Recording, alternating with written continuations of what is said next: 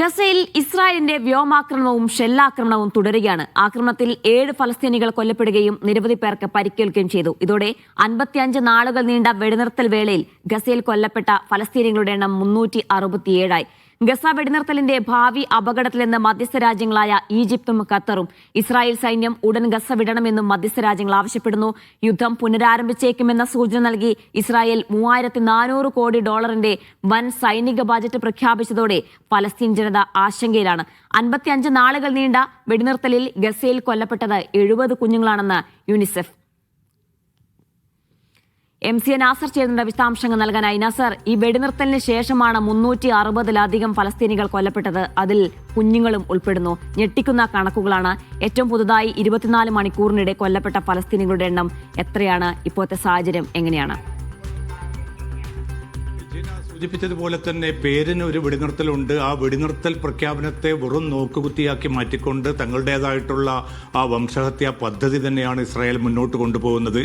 ഔദ്യോഗികമായിട്ട് അന്തർദേശീയ സമൂഹത്തിന്റെ പൂർണ്ണ പിന്തുണയോട് കൂടി ഒരു വെടിനിർത്തൽ പ്രാബല്യത്തിൽ വന്നു എന്നതല്ലാതെ പ്രയോഗതലത്തിൽ അതിന്റെ ചൈതന്യം, അതിന്റെ സ്പിരിറ്റ് ഉൾക്കൊള്ളാൻ ഇനിയും ഇസ്രായേൽ തയ്യാറായിട്ടില്ല. ഇസ്രായേലിനെ അതിനെ പ്രേരിപ്പിക്കാൻ വൻശക്തി രാജ്യങ്ങളായിട്ടുള്ള അമേരിക്കയും യൂറോപ്യൻ യൂണിയനും ഒക്കെ ഇപ്പോൾ പോലും വിസമ്മതിക്കുന്ന ഒരു സാഹചര്യം കൂടി നിലനിൽക്കുകയാണ്. അതാണ് 367 പേർ കൊല്ലപ്പെടുകയും ഏതാണ്ട് 1000-ഓളം പേർക്ക് പരിക്കേൽക്കുന്ന ഒരു സാഹചര്യം പിന്നിട്ട് ഈ 56 ദിവസങ്ങൾക്കുള്ളിൽ രൂപപ്പെട്ടിരിക്കുന്നത്. ഇന്നിപ്പോൾ ഗസ സിറ്റിയിലും അതോടൊപ്പം തന്നെ വടക്കൻ ഗസയിലുമായിട്ടാണ് വ്യാപകമായിട്ടുള്ള ആക്രമണങ്ങൾ നടന്നത്. അതിന്റെ ഭാഗമായിട്ടാണ് 7 പേർ കൊല്ലപ്പെട്ടിരിക്കുന്നത്. അതിലൊരു വൃദ്ധനും അദ്ദേഹത്തിന്റെ 25 വയസ്സ് പ്രായമുള്ള മകനും കൊല്ലപ്പെട്ടവരും ഉൾപ്പെടും. അവരെ ഡ്രോൺ ആക്രമണത്തിലൂടെയാണ് ഇസ്രായേൽ വകവരുത്തിയിരിക്കുന്നത്. അതോടൊപ്പം തന്നെ യെല്ലോ ലൈൻ മറികടന്നു എന്ന് ആക്ഷേപിച്ചുകൊണ്ടാണ് തികച്ചും സാധാരണക്കാരായിട്ടുള്ള 3 ഫലസ്തീനികളെയും ഇന്ന് റഫയുടെ ആ ഭാഗത്ത് ഇസ്രായേൽ വധിച്ചതായിട്ട് ഇസ്രായേൽ തന്നെ ഔദ്യോഗികമായിട്ട് സ്ഥിരീകരിച്ചിട്ടുമുണ്ട്. അപ്പോൾ ക്രൂരമായിട്ടുള്ള തങ്ങളുടെ നരമേധം ഈ വെടിനിർത്തലിന്റെ ഒരു ബാനർ ഉണ്ട് എന്നത് മാത്രമാണ് പുറമേക്ക് കാണാനുള്ളത്. പക്ഷേ അതിന്റെ ഉള്ളിൽ പോലും അതിശക്തമായിട്ടുള്ള ഈ ആക്രമണ പദ്ധതികൾ തുടരുകയാണ്. അതുകൊണ്ട് തന്നെയാണ് ദുരിതം വിതയ്ക്കുന്ന ഒരു കാര്യം അത് തന്നെയാണ്. പേരിനൊരു വെടിനിർത്തൽ മാത്രം, ഒപ്പം തന്നെ ആക്രമണം ശക്തമാക്കുകയും ചെയ്യുന്ന ഒരു ഭാഗത്ത്. അതേസമയം തന്നെ ഈ ഗസയ്ക്കുള്ള സഹായം തടയുന്ന ഒരു സാഹചര്യം ഇപ്പോഴും തുടരുകയാണ്. ആവശ്യത്തിന് ഭക്ഷ്യവസ്തുക്കളടക്കം അവിടെ എത്താത്ത ഒരു സാഹചര്യമൊക്കെയുണ്ട്. അങ്ങനെ നിലവിലെ സാഹചര്യം എങ്ങനെയാണ്? എന്തെങ്കിലുമൊക്കെ അവിടെ എത്തിക്കാൻ കഴിയുന്നുണ്ടോ? ജീന, ഇന്നിപ്പോൾ ഖത്തർ പ്രധാനമന്ത്രിയും അതോടൊപ്പം തന്നെ ഈജിപ്തിന്റെ പ്രതിനിധികളും വ്യക്തമാക്കിയ ഒരു കാര്യം, ഈ വെടിനിർത്തൽ എന്നത് അന്തർദേശീയ സമൂഹത്തിന്റെ പിന്തുണയോടുകൂടി രൂപപ്പെടുത്തിയ, അമേരിക്കൻ പ്രസിഡന്റ് തന്നെ മുന്നോട്ട് വെച്ച ഒരു നിർദ്ദേശത്തെ തുടർന്ന് രൂപപ്പെടുത്തിയ ഏറ്റവും ശക്തമായിട്ടുള്ള ഒരു കരാറാണ്. പശ്ചിമേഷ്യയിൽ സമാധാനം നിലനിൽക്കണമെന്ന ഒരു സ്പിരിറ്റോടു കൂടിയാണ് ഈ കരാർ ഒക്ടോബർ 10 പ്രാബല്യത്തിൽ വന്നിരിക്കുന്നത്. പക്ഷെ അതിന്റെ ഏറ്റവും പ്രധാനപ്പെട്ട ഒരു ഘടകം എന്നത് ഇസ്രായേൽ സേനയുടെ പിന്മാറ്റമാണ്. അത് ഇതുവരെയും നടന്നിട്ടില്ല എന്ന് മാത്രമല്ല, യെല്ലോ ലൈനിലേക്ക് ഇസ്രായേൽ സേന പിന്മാറണമെന്നായിരുന്നു വെടിനിർത്തലിന്റെ ആദ്യഘട്ടത്തിൽ വ്യക്തമാക്കിയത്. ആ യെല്ലോ ലൈൻ മറികടന്നുകൊണ്ട് കൂടുതൽ ഉള്ളിലേക്ക് തങ്ങളുടെ അധിനിവേശം വ്യാപിപ്പിക്കാനാണ് ഇസ്രായേൽ സേന മുതിർന്നത്. അതുമാത്രമല്ല, ആ പ്രദേശത്തുള്ളവരെ ഈ യെല്ലോ ലൈൻ മറികടന്നു എന്ന് ആക്ഷേപിച്ചുകൊണ്ടാണ് ഇപ്പോൾ നിരന്തരമായിട്ട് വെടിവെച്ച് കൊല്ലുന്നത്. രണ്ടാമത്തെ ഒരു കാര്യം എന്നത് ഈ റഫ അതിർത്തി തുറക്കുകയും ആളുകൾക്ക് നിർബാധം പുറത്തേക്ക് പോകാനും തിരിച്ചു വരാനുമുള്ള ഒരു സൗകര്യം ഉണ്ടാകുമെന്ന് ഈ വെടിനിർത്തലിന്റെ ആദ്യഘട്ടത്തിൽ തന്നെ വ്യക്തമാക്കിയിരുന്നു. പക്ഷേ ഇതുവരെയും റഫ അതിർത്തി തുറന്നിട്ടില്ല. ഒടുവിൽ റഫ അതിർത്തി വേണമെങ്കിൽ ഈജിപ്തിന്റെ ഭാഗത്ത് തുറന്നു കൊടുക്കാം. ഈജിപ്തിലേക്ക് ഫലസ്തീനികൾക്ക്, ഗസയിൽ നിന്നുള്ള ഫലസ്തീനികൾക്ക് യാത്ര ചെയ്യാം. പക്ഷെ ഒരിക്കൽ പോലും അവർക്ക് തിരികെ മടങ്ങി വരാൻ പറ്റില്ല എന്ന വളരെ ധാർഷ്ട്യം പൂണ്ട ഒരു നിലപാടും പ്രതികരണവുമാണ് ഇസ്രായേൽ നടത്തിയിരിക്കുന്നത്. അത് സ്വാഭാവികമായിട്ടും ഈ ഫലസ്തീൻ ജനതയെ ഗസയിൽ നിന്ന് പുറന്തള്ളാനുള്ള ഒരു ആസൂത്രിത നീക്കത്തിന്റെ ഭാഗമാണ് എന്നാണ് അറബ് ലോകവും അതോടൊപ്പം തന്നെ ഇസ്ലാമിക രാജ്യങ്ങളും വ്യക്തമാക്കുന്നത്. അതിശക്തമായിട്ടുള്ള പ്രതികരണമാണ് അതുമായിട്ട് ബന്ധപ്പെട്ട് പുറത്തു വരുന്നത്. ഈ മധ്യസ്ഥ രാജ്യങ്ങൾ എങ്ങനെയാണ് ഈ വിഷയത്തിൽ ആശങ്ക രേഖപ്പെടുന്നത്? എങ്ങനെയാണ് ഗസ വെടിനിർത്തലിന്റെ ഭാവി അപകടത്തിലാണെന്നൊക്കെ മധ്യസ്ഥ രാജ്യങ്ങൾ പറയുന്നുണ്ടല്ലോ. അവർ എത്രത്തോളം ആശങ്കയിലാണ്? ഇനി മധ്യസ്ഥ രാജ്യങ്ങളുടെ ഇടപെടലൊക്കെ എങ്ങനെയായിരിക്കും?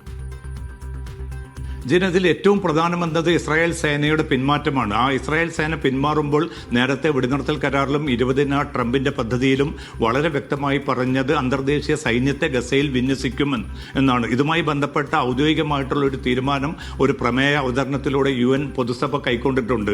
അതുകൊണ്ട് തന്നെ ഏത് രാജ്യങ്ങൾക്ക് വേണമെങ്കിലും സേനയെ അയച്ചുകൊണ്ട് ഈ ഒരു സന്തുലിതത്വം ഗസയിൽ നിലനിർത്താനുള്ള ഒരു ആധികാരികമായിട്ടുള്ള ഒരു സാഹചര്യം ഇപ്പോൾ സംജാതമായിട്ടുണ്ട്. പക്ഷെ അതുമായി ബന്ധപ്പെട്ട പ്രായോഗിക നടപടികൾ നടപടികൾ ഒട്ടും തന്നെ മുന്നോട്ട് പോയിട്ടില്ല. ചില അറബ് രാജ്യങ്ങളൊക്കെ സേനയെ അയക്കുമെന്ന് വാഗ്ദത്തം ചെയ്തിരുന്നു. പക്ഷേ ആ സേനയുടെ വിന്യാസവും അവരുടെ തെരഞ്ഞെടുപ്പും അതോടൊപ്പം തന്നെ അവരെ ഏത് സ്വഭാവത്തിലായിരിക്കും അവരുടെ ദൗത്യം എന്നത് സംബന്ധിച്ചും കൃത്യമായിട്ടുള്ള ഒരു മാർഗനിർദ്ദേശം രൂപപ്പെടുത്താൻ ഇനിയും മധ്യസ്ഥ രാജ്യങ്ങൾക്കോ വൻശക്തി രാജ്യങ്ങൾക്കോ അമേരിക്കക്കോ ഇനിയും തയ്യാറായിട്ടില്ല. അതുകൊണ്ട് തന്നെ ഇസ്രായേൽ സേന അവിടെ പിടിമുറുക്കുകയും കൂടുതൽ പ്രദേശങ്ങളിലേക്ക് തങ്ങളുടെ സ്വാധീനം വിപുലപ്പെടുത്തുന്ന ഒരു സാഹചര്യമാണ് നിലനിൽക്കുന്നത്. അത് എത്രയും പെട്ടെന്ന് അവസാനിപ്പിക്കണം. ഇസ്രായേൽ സേന അവിടെ നിന്നും പിന്മാറാൻ വേണ്ട നടപടികൾ കൈക്കൊള്ളണം. അന്തർദേശീയ സേനയുടെ വിന്യാസം എന്നത് വളരെ സമയബന്ധിതമായി പൂർത്തീകരിക്കണമെന്നാണ് ഖത്തറും ഈജിപ്തും തുർക്കിയും ഇന്ന് സംയുക്തമായി തന്നെ ആവശ്യപ്പെട്ടിരിക്കുന്നത്. അതിന് തീരുമാനം കൈക്കൊള്ളേണ്ടത് അമേരിക്കയാണ്. പക്ഷേ അമേരിക്കയുടെ ഭാഗത്തു നിന്ന് അതുമായി ബന്ധപ്പെട്ട ഒരു നടപടിക്രമവും ഉണ്ടായിട്ടില്ല. നേരത്തെ ജീന സൂചിപ്പിച്ചതുപോലെ തന്നെ ഗസയിലേക്കുള്ള വസ്തുവകകൾ നിത്യം 600 ട്രക്കുകൾ അയക്കുമെന്ന് പറഞ്ഞിടത്ത് ഇപ്പോൾ ദിനംപ്രതി 100നും ചുവടെ ട്രക്കുകൾ മാത്രമാണ് അയക്കുന്നത്. മരുന്ന്, കുടിവെള്ളം, ഭക്ഷണം, മറ്റു ഉപകരണങ്ങൾ, താൽക്കാലിക ടെന്റ് സംവിധാനങ്ങൾ ഇതൊക്കെയും ഇല്ലാതെ നരകതുല്യമായിട്ടുള്ള ജീവിതം തന്നെയാണ് ഇപ്പോൾ പോലും ഈ 20 ലക്ഷത്തിലധികം വരുന്ന മനുഷ്യർ ഗസയിൽ ഇപ്പോൾ മുന്നോട്ട് കൊണ്ടുപോകുന്നത്. അതുമാത്രമല്ല, ഈ പ്രതികൂലമായിട്ടുള്ള കാലാവസ്ഥ മൂലം അതിദയനീയമായിട്ടുള്ള സാഹചര്യം ഒരു ഭാഗത്ത് നിലനിൽക്കുന്നു. ആശുപത്രികളിലാണെങ്കിൽ വളരെ കുറഞ്ഞ സംവിധാനങ്ങൾ, മരുന്ന് ഉൾപ്പെടെയുള്ളവ ലഭ്യമല്ല എന്ന പരാതി ഉയരുന്നു. ഏതാണ്ട് ഒരു 15,000 പേരെയെങ്കിലും അടിയന്തരമായിട്ട് ചികിത്സയ്ക്കായിട്ട് വിദേശ രാജ്യങ്ങളിലേക്ക് കൊണ്ടുപോകേണ്ടതുണ്ട്. അതുമായി ബന്ധപ്പെട്ട ഒരു നടപടിക്രമങ്ങൾക്കും ഈ ഇസ്രായേൽ ഇനിയും അനുമതി നൽകിയിട്ടില്ല. അപ്പോൾ അത്രയും തീക്ഷ്ണമായിട്ടുള്ള ജീവൽ പ്രതിസന്ധികൾ നിലനിൽക്കുന്ന ഒരു ഘട്ടത്തിൽ എങ്ങനെ വെടിനിർത്തലിന്റെ രണ്ടാം ഘട്ടത്തിലേക്ക് കടക്കും എന്നത് സംബന്ധിച്ച ആശങ്കയാണ് ഇന്ന് ഖത്തർ പ്രധാനമന്ത്രിയും അതോടൊപ്പം തന്നെ ഈജിപ്തും പങ്കുവച്ചിരിക്കുന്നത്. എത്രയും പെട്ടെന്ന് അന്തർദേശീയ സമൂഹം അമേരിക്ക ഈ പ്രശ്നത്തിൽ ഇടപെടണമെന്നും ഇസ്രായേലിനെ അവരുടെ സൈനിക നീക്കത്തെ പൂർണ്ണമായിട്ടും അമർച്ച ചെയ്യണമെന്നുകൂടി ഈ രാജ്യങ്ങൾ ആവശ്യപ്പെട്ടിരിക്കുന്നു. ഹമാസും അക്കാര്യം ആവശ്യപ്പെട്ടിരിക്കുന്നു. മധ്യസ്ഥ രാജ്യങ്ങൾ തങ്ങളുടെ റോൾ കുറെ കൂടി ക്രിയാത്മകമായിട്ട് വിനിയോഗിക്കണം. കാരണം ഈ വെടിനിർത്തൽ കരാറിൽ പറഞ്ഞ ഒന്നും തന്നെ നടപ്പാക്കാൻ ഇസ്രായേൽ തയ്യാറായിട്ടില്ല. ഈ അവസ്ഥ തുടരുകയാണെങ്കിൽ വെടിനിർത്തലിന്റെ ഭാവി കൂടുതൽ ഭയാനകമായിരിക്കുമെന്ന മുന്നറിയിപ്പ് കൂടിയാണ് ഗസയിൽ നിന്ന്. അതിന്റെ ആശങ്ക വർദ്ധിപ്പിക്കുന്ന ചില റിപ്പോർട്ടുകളും ഈ ഘട്ടത്തിൽ പുറത്തു വരുന്നത് അതാണ്. കാരണം ഇസ്രായേൽ $3,400 കോടി വൻ സൈനിക ബജറ്റ് പ്രഖ്യാപിച്ചു എന്നറിയുന്നു. ഇത് എന്തിന്റെ സൂചനയാണ് നൽകുന്നത്? ഈ വെടിനിർത്തലിൽ പോലും ഇങ്ങനെ പിന്മാറാതെ ആക്രമണം തുടർച്ചയായി നടത്തുന്ന ഇസ്രായേൽ ഇനിയും ഒരു യുദ്ധം വലിയ രീതിയിൽ വ്യാപിപ്പിക്കാനുള്ള ഒരു നീക്കത്തിന്റെ ഭാഗമായാണ് ഇത്തരത്തിലൊരു നീക്കമൊക്കെ ഇസ്രായേലിന്റെ ഭാഗത്തുനിന്നും ഉണ്ടാകുന്നത്. എന്ത് സൂചനയാണ് ഇത് നൽകുന്നത്? ജിന, തീർച്ചയായിട്ടും കാരണം വലിയൊരു തുകയാണ് ഇപ്പം പ്രതിരോധ ബജറ്റിനായിട്ട് അടിയന്തരമായിട്ട് നീക്കിവെച്ചിരിക്കുന്നത്. അപ്പം വരും വർഷത്തേക്ക് തന്നെ ഇത്രയും ഭീമമായ ഒരു തുക, കാരണം നേരത്തെയൊക്കെ ഉദ്ദേശിച്ചതിൽ നിന്ന് എത്രയോ കൂടുതൽ ഇരട്ടിയാണിപ്പോൾ ഈ തുക വിനിയോഗിച്ചിരിക്കുന്ന മാറ്റിവെച്ചിരിക്കുന്നത്. ഇത് കൂടുതൽ ആയുധങ്ങൾ സ്വന്തമാക്കാനും കൂടുതൽ നശീകരണ സ്വഭാവത്തിലുള്ള ബോംബുകളും മറ്റു ഉൽപ്പന്നങ്ങളും ലഭ്യമാക്കുക എന്ന ലക്ഷ്യത്തോടു കൂടിയാണ് ഇത്രയും വലിയൊരു തുക, $3,400 കോടി എന്ന ഏറ്റവും ഭീമമായിട്ടുള്ള ഒരു തുക ഇപ്പോൾ ഇസ്രായേൽ ബജറ്റിൽ നീക്കിവെച്ചിരിക്കുന്നത്. എന്തായാലും ഗസയെ തങ്ങളുടേതായിട്ടുള്ള പൂർണ്ണമായിട്ടുള്ള നിയന്ത്രണത്തിൽ കൊണ്ടുവരിക എന്ന ലക്ഷ്യത്തോടു കൂടി തന്നെയാണ് ഈ തുക ബജറ്റിന് നീക്കിവെച്ചിരിക്കുന്നത്. അതുകൊണ്ട് തന്നെ വലിയൊരു ഭയാശങ്ക സ്വാഭാവികമായിട്ടും പലസ്തീൻ സമൂഹത്തിൽ മാത്രമല്ല അറബ് മുസ്ലിം രാജ്യങ്ങളിലും രൂപപ്പെട്ടിട്ടുണ്ട്. കാരണം പശ്ചിമേഷ്യയിൽ കൂടുതൽ ഈ സൈനികമായിട്ടുള്ള പ്രമത്തതയും സൈനികമായിട്ടുള്ള വിപുലീകരണം വരികയാണെങ്കിൽ അത് മേഖലയിൽ കൂടുതൽ സംഘർഷത്തിലേക്ക് നീങ്ങുമെന്ന കാര്യം ഉറപ്പാണ്. സംഘർഷം വലുതാകുമോ എന്നുള്ള ആശങ്കയിൽ തന്നെയാണ് ഫലസ്തീനികൾ ഉള്ളത്. അത്തരത്തിലുള്ള നീക്കമാണ് ഇസ്രായേലിന്റെ ഭാഗത്തും ഉണ്ടാകുന്നത്. യുദ്ധം തുടരാനുള്ള ചില നീക്കങ്ങൾ അവരുടെ ഭാഗത്തും ഉണ്ടാകുന്ന അത്തരത്തിലുള്ള ബജറ്റ് പ്രഖ്യാപനമൊക്കെയാണ് നമ്മൾ കണ്ടത്. MC നാസറാണ് സമഗ്രമായ വിശദാംശങ്ങൾ നൽകിയത്. ഇസ്രായേൽ പൂർണ്ണമായി പിന്മാറുന്നതുവരെ ഗസ വെടിനിർത്തൽ കരാർ അപൂർണമാണെന്ന് ഖത്തർ പ്രധാനമന്ത്രി. ഖത്തർ തലസ്ഥാനമായ ദോഹയിൽ ആരംഭിച്ച ദോഹ ഫോറത്തിൽ സംസാരിക്കുകയായിരുന്നു അദ്ദേഹം. ഗസയിലെ വെടിനിർത്തൽ അടുത്ത ഘട്ടത്തിലേക്ക് പോകേണ്ടതുണ്ടെന്നും അദ്ദേഹം അഭിപ്രായപ്പെട്ടു. സ്വതന്ത്ര ഫലസ്തീൻ തന്നെയാണ് പ്രശ്നം പരിഹരിക്കാനുള്ള ഏക വഴിയെന്നും ഖത്തർ പ്രധാനമന്ത്രി ആവർത്തിച്ചു. അബ്ബാസ് മുഹമ്മദ് ചേരുന്ന വിശദാംശങ്ങൾ നൽകാനായി. അബ്ബാസ്, ഇപ്പോൾ MC നാസർ പറഞ്ഞ് അവസാനിപ്പിച്ചതാണെങ്കിൽ ഈ ഒന്നാം ഘട്ട വെടിനിർത്തൽ തന്നെ ആശങ്ക തീർന്നിട്ടില്ല. ഈ വെടിനിർത്തലിനിടയിൽ 367ഓളം പേർ ഇതുവരെ കൊല്ലപ്പെട്ടു. അപ്പോഴാണ് നമ്മൾ രണ്ടാമത്തെ വെടിനിർത്തലുമായി ബന്ധപ്പെട്ട ചർച്ചകളിലേക്ക് കടക്കുന്നത്. എത്രത്തോളം പ്രായോഗികമാകുമെന്നത് പ്രധാനപ്പെട്ട കാര്യം തന്നെ. ഒപ്പം ഈ ഖത്തർ പ്രധാനമന്ത്രി എന്താണ് പറയുന്നത്? ശാശ്വതമായ പരിഹാരം എങ്ങനെ കാണാൻ കഴിയുമെന്നാണ് പറയുന്നത്?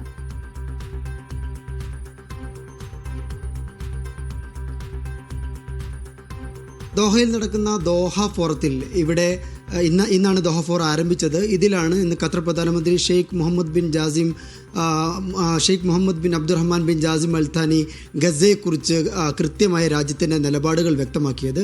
അദ്ദേഹം പ്രധാനമായിട്ട് പറഞ്ഞ 3 കാര്യങ്ങൾ: ഗസയിൽ നിലവിലെ വെടിനിർത്തൽ അത് ഇൻകംപ്ലീറ്റ് ആണ്, അത് അപൂർണമാണ്. രണ്ടാമത്, ഇതിൻ്റെ ഗസയുടെ വെടിനിർത്തലിൻ്റെ അടുത്ത ഘട്ടത്തിലേക്ക് കടക്കേണ്ടതുണ്ട്. മൂന്നാമതായി, 3-ാം ഘട്ടത്തിൽ ഫലസ്തീൻ എന്ന് പറയുന്ന സ്വതന്ത്ര പരമാധികാര രാഷ്ട്രം സാധ്യമാകേണ്ടതുണ്ട്. ഈ 3 കാര്യങ്ങളാണ് ഗസയെക്കുറിച്ച് അദ്ദേഹം പ്രധാനമായിട്ട് ചൂണ്ടിക്കാട്ടിയത്. നമുക്കെല്ലാവർക്കും അറിയുന്നത് പോലെ 1-ാം ഘട്ട വെടിനിർത്തൽ ഇപ്പോൾ പ്രാബല്യത്തിലുണ്ട് എങ്കിൽ പോലും ഇസ്രായേലിൻ്റെ ആക്രമണം ഗസയിൽ രൂക്ഷമായി തുടരുന്ന സാഹചര്യമുണ്ട്. 100 കണക്കിന് ആളുകൾ കൊല്ലപ്പെട്ട സാഹചര്യമുണ്ട്. ഈ ഒരു രാഷ്ട്രീയ സാഹചര്യത്തിൽ കൂടിയാണ് ഖത്തർ പ്രധാനമന്ത്രി ഈ രാജ്യത്തിൻ്റെ നിലപാട് വ്യക്തമാക്കിയത്. ഈ ഗസയെക്കുറിച്ച് പറയുന്നതിന് കൂടെ തന്നെ അദ്ദേഹം ഈ പൊതുവായി കുറച്ച് കാര്യങ്ങൾ കൂടി പറയുന്നുണ്ട്. അതിങ്ങനെയാണ്: ഈ 2 വർഷമായി ഉത്തരവാദിത്വവും അതുപോലെ നിർവഹണം, ഈ 2 കാര്യങ്ങൾ അന്താരാഷ്ട്ര തലത്തിൽ ഇല്ലാതായി. പ്രത്യേകിച്ചും ഇസ്രായേലിൻ്റെ കാര്യത്തിലാണ് അദ്ദേഹം ഒരു സാന്ദർഭികമായി കാര്യം സൂചിപ്പിക്കുന്നത്. അതുപോലെ നമ്മൾ ഭീകരവാദികളുടെ കയ്യിലെ ബന്ദികളെ പോലെയാണ് നിലവിലുള്ളത്. അത് അവസാനിപ്പിക്കേണ്ട സാഹചര്യമുണ്ട്. പ്രമേയങ്ങൾ കൊണ്ട് മാത്രം ഈ ലോകത്തുള്ള പ്രശ്നങ്ങൾ പരിഹരിക്കാനാകില്ല. അതിനു പകരം കൃത്യമായ നീക്കങ്ങൾ വേണം, ഉത്തരവാദിത്തപൂർണ്ണമായ സമീപനങ്ങൾ വേണം എന്നുകൂടി അദ്ദേഹം വിശദീകരിക്കുന്നു. ഈ നിയമങ്ങളിലെ, അന്താരാഷ്ട്ര നിയമങ്ങളിലെ, UN അടക്കമുള്ള അന്താരാഷ്ട്ര ബോഡികളിലെ നിയമങ്ങൾ, ഈ നിയമങ്ങളിലുള്ള വിശ്വാസം പുനഃസ്ഥാപിക്കേണ്ടത് വളരെ അടിയന്തരമാണ് എന്നുകൂടി ഖത്തർ പ്രധാനമന്ത്രി ഇന്നത്തെ അദ്ദേഹത്തിൻ്റെ സംസാരത്തിൽ ചൂണ്ടിക്കാട്ടുന്നു. നീതി എന്ന് പറയുന്നത് ഒരു പൊളിറ്റിക്കൽ ഓപ്ഷൻ അതല്ല. അതിന് പകരം അത് കൃത്യമായി എല്ലാവർക്കും ലഭ്യമാകേണ്ടതാണ് നീതി എന്ന് പറയുന്നത്. അല്ലാതെ അത് ഏതെങ്കിലും തരത്തിലൊരു പൊളിറ്റിക്കൽ ഓപ്ഷനായി അതിനെ കാണാൻ പറ്റില്ല. ഒരു വളരെ പ്രധാനപ്പെട്ട മറ്റൊരു കാര്യം, വാഗ്ദാനങ്ങളൊന്നും ഈ ലോകത്തിന് ആവശ്യമില്ല. അതിന് പകരം ജസ്റ്റിസാണ്, നീതിയാണ് വേണ്ടത് എന്നും അദ്ദേഹം ദോഹ ഫോറത്തിൽ നടത്തിയ സംസാരത്തിൽ പറയുകയുണ്ടായി. അതുപോലെ തന്നെ ഖത്തർ നടത്തിയ അന്താരാഷ്ട്ര തലത്തിൽ നടത്തുന്ന മധ്യസ്ഥ ശ്രമങ്ങളെ അദ്ദേഹം എടുത്തു പറഞ്ഞു. ഈ മധ്യസ്ഥ ശ്രമങ്ങളെക്കുറിച്ച് അദ്ദേഹം പറയുന്നതിൻ്റെ ഖത്തറിന് മധ്യസ്ഥത എന്ന് പറയുന്നത് അതൊരു പൊളിറ്റിക്കൽ ലക്ഷറി അല്ല, ഒരു രാഷ്ട്രീയപരമായ ഒരു ആഡംബരമോ പൊങ്ങച്ചമോ അല്ല. അത് ഈ രാഷ്ട്രത്തിൻ്റെ സമീപനമാണ്. ഖത്തർ എന്ന് പറയുന്ന ഒരു കുഞ്ഞു രാഷ്ട്രമാണ്. ഇതിന് മിലിറ്ററി ആയിട്ട് സൈനികമായി വലുതാകാൻ വലിയ പ്രശ്നങ്ങളുണ്ട്, അതിന് വലിയ വെല്ലുവിളികളുണ്ട്. എന്നാൽ ഈ രാഷ്ട്രങ്ങൾക്കിടയിൽ മധ്യസ്ഥത കൊണ്ട് നയതന്ത്ര ശ്രമങ്ങൾ കൊണ്ട് പ്രശ്നങ്ങൾ പരിഹരിക്കാൻ ഈ രാഷ്ട്രത്തിന് സ്ത്രാണിയുണ്ട്, ഈ രാഷ്ട്രത്തിന് അതിനുള്ള കഴിവുണ്ട്. അതുകൊണ്ട് തന്നെ ഖത്തറിൻ്റെ മധ്യസ്ഥത എന്ന് പറയുന്നത് ഖത്തറിൻ്റെ രാഷ്ട്രീയ സമീപനമാണ്. ഒരു കുഞ്ഞു രാഷ്ട്രമാണ് എങ്കിൽ പോലും ഗസ അടക്കമുള്ള അന്താരാഷ്ട്ര വിഷയങ്ങളിൽ, ആഫ്രിക്കയിൽ, സുഡാനിൽ, കൊളംബിയയിൽ, ഇങ്ങനെ നിരവധി രാഷ്ട്രങ്ങളിലെ പ്രശ്നങ്ങളിൽ ഖത്തറിൻ്റെ മധ്യസ്ഥ സമീപനം നമ്മൾ കണ്ടതാണ്. അതിനിയും തുടരും എന്ന് അദ്ദേഹം അർത്ഥശങ്കക്കിടയില്ലാത്ത വിധം ഇന്നത്തെ ദോഹ ഫോറത്തിൽ നടത്തിയ അദ്ദേഹത്തിൻ്റെ സംസാരത്തിൽ വ്യക്തമാക്കുകയുണ്ടായി. ജീന. ശരി. അതേസമയം തന്നെ ഗസയിലെ വെടിനിർത്തലിൽ ആശങ്ക രേഖപ്പെടുത്തിയാണ് ഖത്തർ പ്രധാനമന്ത്രി. വെടിനിർത്തൽ അപൂർണമാണെന്നും അടുത്ത ഘട്ടത്തിലേക്ക് നമ്മൾ കടക്കേണ്ടതുണ്ട് എന്നും അദ്ദേഹം പറഞ്ഞു. അബ്ബാസ് മുഹമ്മദാണ് വിശദാംശങ്ങൾ നൽകിയത്. അബ്ബാസ്, തുടരുക. ഖത്തറിൽ നടക്കുന്ന ഫിഫ അറബ് കപ്പിൽ അൾജീരിയയ്ക്ക് കൂറ്റൻ ജയം. 1-5 ഗോളിന് ബഹ്റൈനാണ് അൾജീരിയ പരാജയപ്പെടുത്തിയത്. കുവൈത്തിനെതിരെ ജോർദാനും വിജയം കണ്ടു. ഇന്ന് 4 മത്സരങ്ങളാണ് ടൂർണമെന്റിൽ അരങ്ങേറുന്നത്. അബ്ബാസ് ചേർന്ന വിശദാംശങ്ങൾ നൽകാൻ. അബ്ബാസ്, ഇന്നത്തെ 4 മത്സരങ്ങൾ ഏതൊക്കെയാണ്? ഒപ്പം തന്നെ ഇന്ന് അൾജീരിയയുടെ പ്രകടനം എങ്ങനെയായിരുന്നു? എന്തൊക്കെയാണ് മത്സരങ്ങൾ?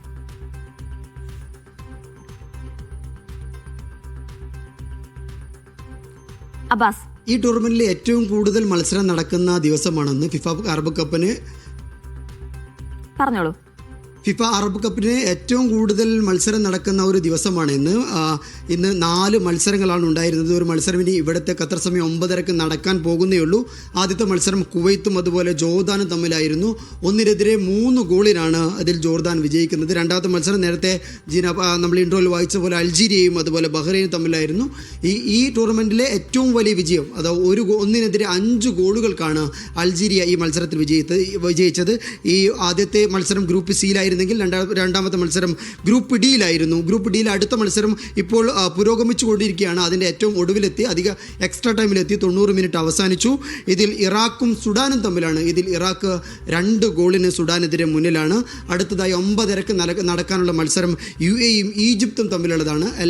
എല്ലാ രാഷ്ട്രങ്ങൾക്കും എല്ലാ ടീമുകൾക്കും വരുന്ന മത്സരങ്ങളൊക്കെ വളരെ നിർണായകമാണ്. കാരണം പ്രാഥമിക ഗ്രൂപ്പ് ഘട്ടങ്ങൾ അവസാനിക്കാൻ പോവുകയാണ്.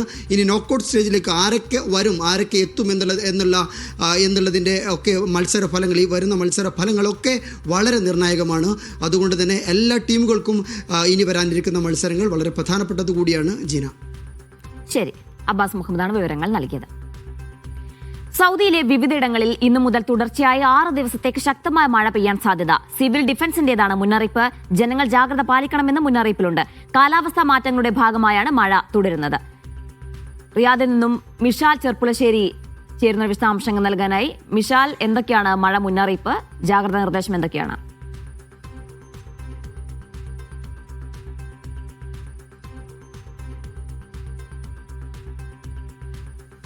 കാലാവസ്ഥാ മാറ്റവുമായി ബന്ധപ്പെട്ട് സൗദിയുടെ വിവിധ ഭാഗങ്ങളിൽ മഴ തുടരുകയാണ്. പലയിടങ്ങളിലും ശക്തമായ മഴയാണ് ലഭിച്ചുകൊണ്ടിരിക്കുന്നത്. റിയാദ് അടക്കമുള്ള പ്രദേശങ്ങളിൽ വരുന്ന 6 ദിവസം കൂടി മഴ തുടരുമെന്നാണ് കാലാവസ്ഥാ നിരീക്ഷണ കേന്ദ്രത്തിന്റെ പ്രത്യേക അറിയിപ്പിലുള്ളത്. റിയാദ്, തബൂക്ക്, മദീന, അൽജൌഫ്, വടക്കൻ അതിർത്തി പ്രദേശങ്ങൾ, അതുപോലെ തന്നെ ഹായിൽ, അൽഖസിം, കിഴക്കൻ പ്രവിശ്യ, അൽബഹ തുടങ്ങിയ ഉൾപ്പെടുന്ന പ്രദേശങ്ങളിൽ മഴ കനക്കും. അടുത്ത 6 ദിവസം കൂടി മഴ പ്രതീക്ഷിക്കാമെന്നാണ് കാലാവസ്ഥാ നിരീക്ഷണ കേന്ദ്രത്തിന്റെ മുന്നറിയിപ്പ്. ജിദ്ദ, മക്ക ഉൾപ്പെടുന്ന പ്രദേശങ്ങളിൽ കനത്ത മഴക്കൊപ്പം ശക്തമായ കാറ്റിനുമുള്ള സാധ്യതാ പ്രവചനം കാലാവസ്ഥാ നിരീക്ഷണ കേന്ദ്രം നടത്തിയിട്ടുണ്ട്. ഇതുമായി ബന്ധപ്പെട്ട് ഈ കാലാവസ്ഥാ മാറ്റവുമായി ബന്ധപ്പെട്ട് പ്രത്യേക മുന്നറിയിപ്പും നിർദ്ദേശങ്ങളും പുറത്തിറക്കിയിട്ടുണ്ട്. വെള്ളപ്പൊക്ക സാധ്യത പല ഇടങ്ങളിലുമുണ്ട്. അത്തരം സാധ്യതയുള്ള പ്രദേശങ്ങളിലേക്ക് പോവാതിരിക്കാൻ പരമാവധി ശ്രദ്ധിക്കാൻ മുന്നറിയിപ്പിലുണ്ട്. ഒഴുകുന്ന ജലത്തിൽ നീന്താതിരിക്കാനും പ്രത്യേകം ശ്രദ്ധിക്കണമെന്ന് നിർദ്ദേശത്തിലുണ്ട്. അതുപോലെ തന്നെ വാഹനം ഓടിക്കുന്നവർ, ശക്തമായ കാറ്റടക്കമുള്ള സാധ്യതകൾ നിലനിൽക്കുമ്പോൾ വാഹനം ഓടിക്കുന്നവർ പ്രത്യേകം ശ്രദ്ധിക്കണം.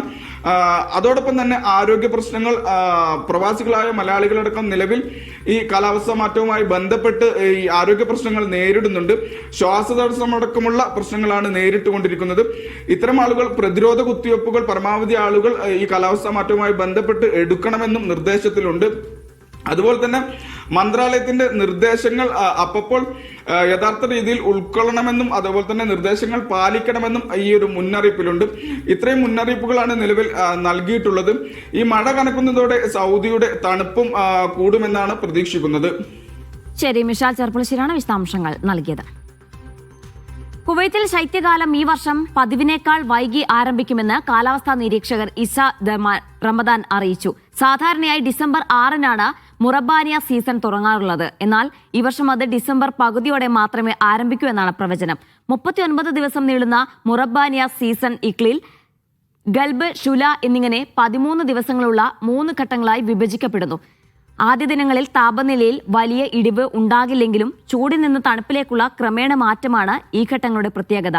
സൈബീരിയൻ മർദ്ദവ്യവസ്ഥയുടെ സ്വാധീനത്തോടെ വടക്കു പടിഞ്ഞാറൻ തണുത്ത കാറ്റുകൾ ശക്തമാകുമ്പോഴാണ് കുവൈത്തിൽ ശൈത്യകാലം അനുഭവപ്പെടുന്നതെന്നും റമദാൻ പറഞ്ഞു.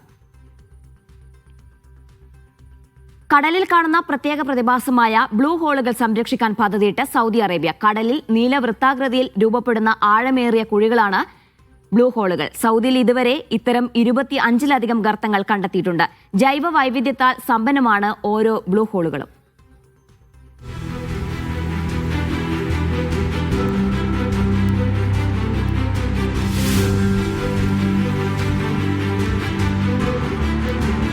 പ്രകൃതി കടലിൽ തീർക്കുന്ന പ്രതിഭാസമാണ് ബ്ലൂ ഹോളുകൾ. ദശലക്ഷക്കണക്കിന് വർഷങ്ങളിലെ ഭൂമിശാസ്ത്ര പ്രക്രിയകളുടെ ഫലമായാണ് ഇവ രൂപപ്പെടുന്നത്. ഭൂചലനം, പാറപൊട്ടൽ, ചുണ്ണാമ്പുകല്ല് ദ്രവിക്കൽ തുടങ്ങിയവ കാരണമാണ്. നിരവധി പഠന സാധ്യതകൾ തുറന്നിടുന്നതാണ് ഇത്തരം ഓരോ ഗർത്തങ്ങളും.